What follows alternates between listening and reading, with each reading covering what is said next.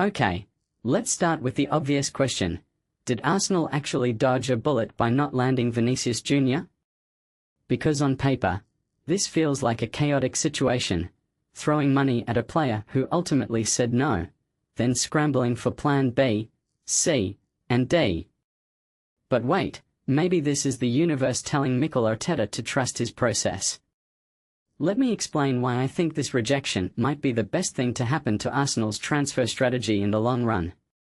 First, let's unpack Vinicius' decision.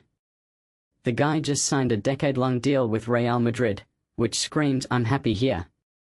But here's the thing, in modern football, loyalty is basically extinct.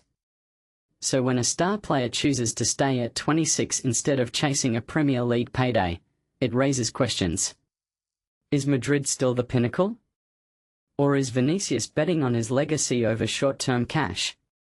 Personally, I think it's a mix of both. He's built a life in Spain, he's adored at Bernabeu, and let's be real, he's probably eyeing that Ballon d'Or more than a Premier League title.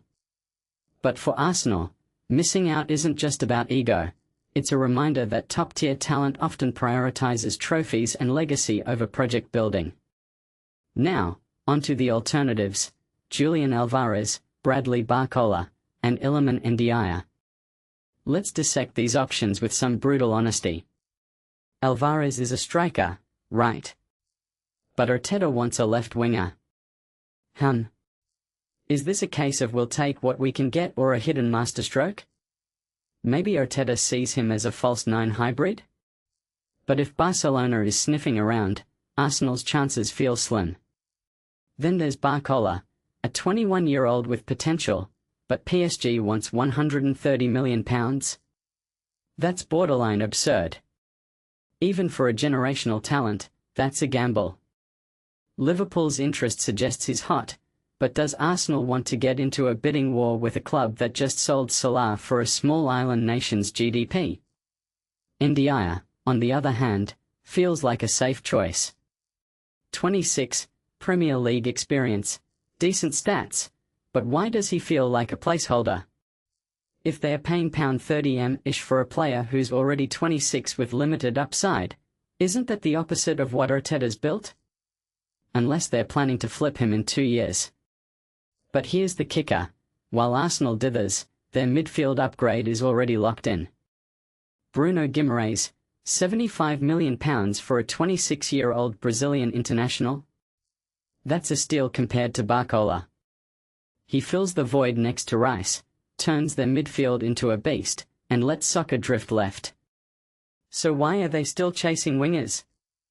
Maybe Arteta's overcompensating for Trossard's exit, or maybe he's stuck in a "we need 5 attackers" mindset. What's fascinating here is the contrast in strategy. Signing Bruno is smart, calculated. Chasing these wingers? Feels reactive. And that raises a bigger question: is the transfer market broken? When a 26-year-old striker gets linked to a position he doesn't play, and a club pays £130 million for potential, are we valuing hype over logic? From my perspective, Arsenal's best move is to pivot. Develop the kids, lean on soccer, and wait for an injury crisis before splashing cash. But Arteta's under pressure to deliver now. So here's my hot take: if they end up with Alvarez or Ndiaye, it'll be a mess signing. But if they pull off Barcola? That's a statement. Either way, this saga tells us something crucial about modern transfers: clubs aren't building squads anymore, they're collecting assets. And I'm not sure that's a winning strategy. What do you think? Drop your takes below.